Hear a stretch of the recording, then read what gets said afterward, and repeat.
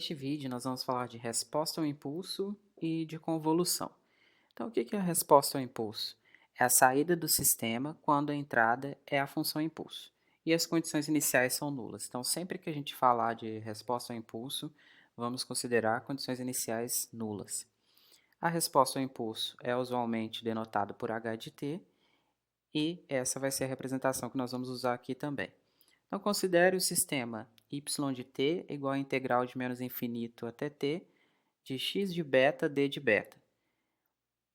Para uma entrada delta de t, eu vou ter a resposta ao impulso. Então, quando eu aplico uma entrada que é um impulso unitário, eu tenho a resposta ao impulso, que eu estou chamando de h de t, e vai ser a integral de menos infinito até t de delta de beta d beta. Então, x aqui está fazendo o papel da entrada, eu estou trocando a entrada pelo impulso.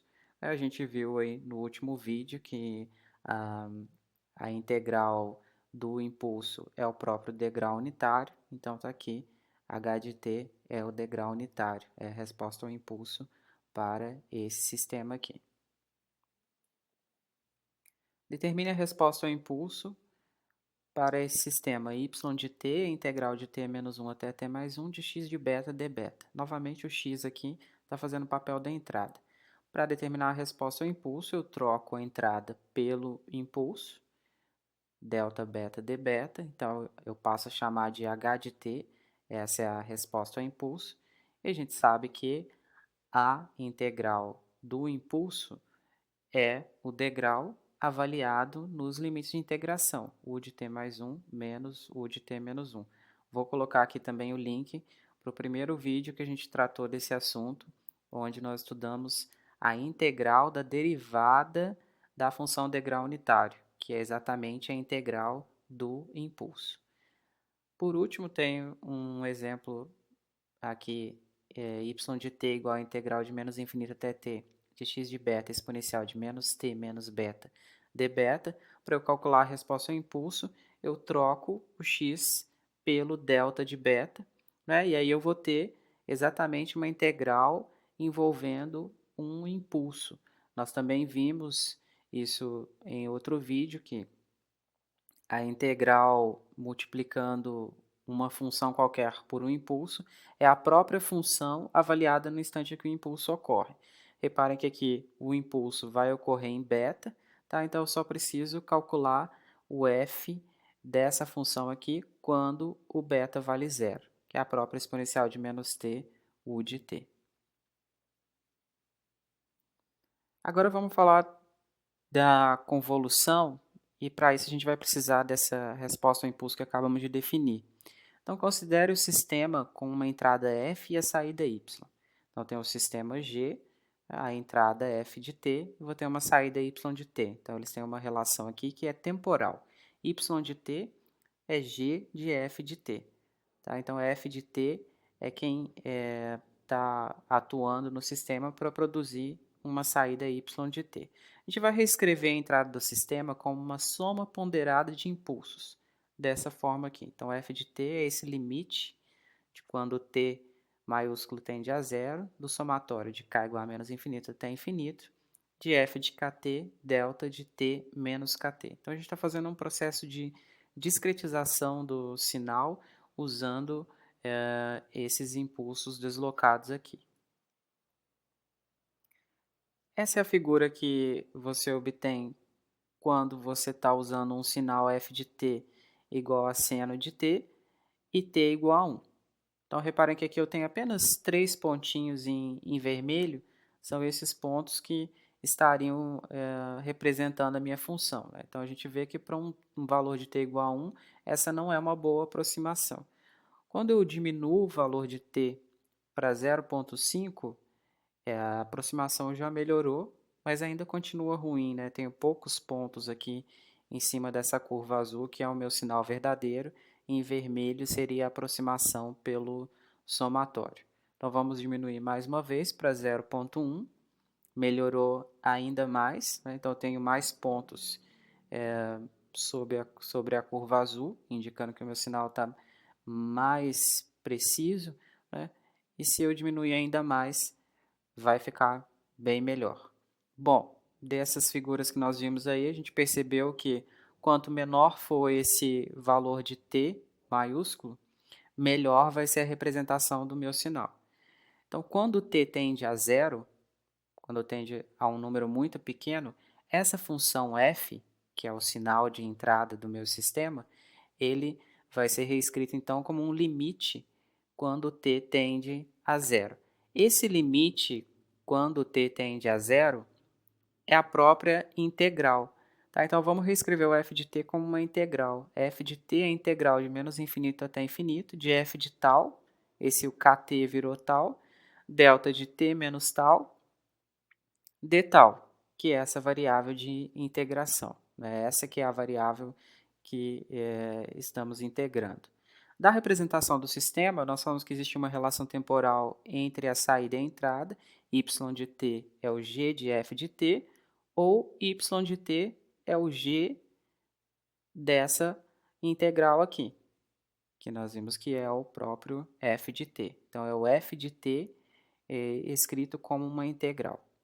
Então, y de t é o g dessa função aqui.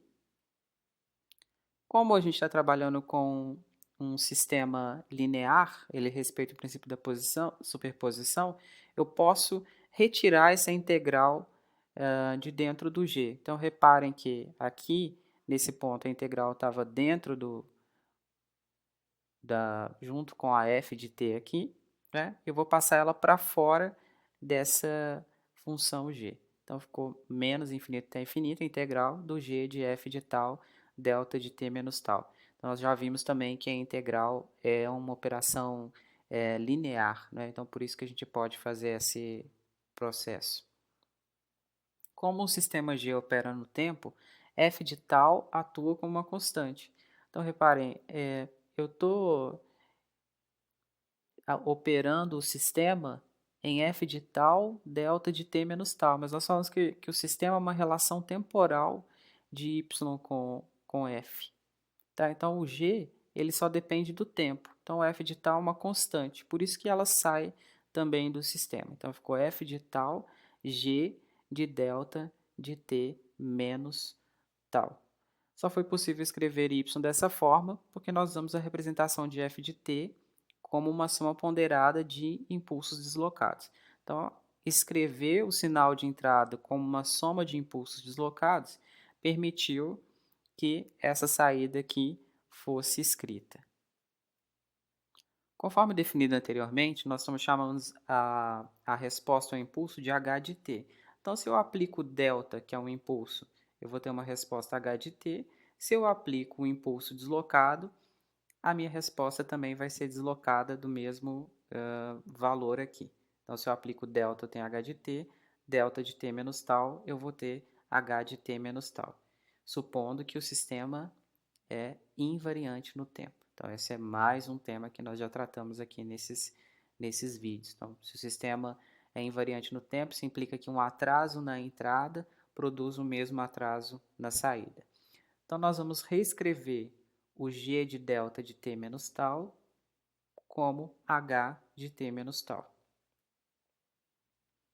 Então, essa é a integral que nós havíamos escrito antes, menos infinito até infinito, de f de tal, g de delta de t menos tal, e ela passa a ser escrita agora como f de tal, h de t menos tal, que é justamente a resposta ao impulso deslocada.